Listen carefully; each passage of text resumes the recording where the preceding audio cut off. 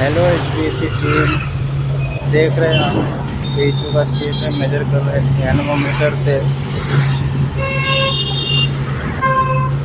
Nanometre से इसका feet पर मिनट में यूनिट लेना पड़ता है। आज मेरा यही काम था।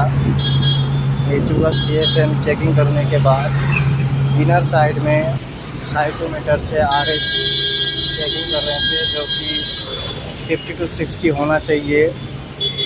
अभी हम चेक कर रहे हैं, इसमें ड्राई वाल्व और वेट वाल्व दोनों दिखाएगा। दोनों का डिफरेंस से ह्यूमिडिटी चार्ट के माध्यम से RS निकलेगा। अभी मैं इसके बाद नेक्स्ट वीडियो वही डाल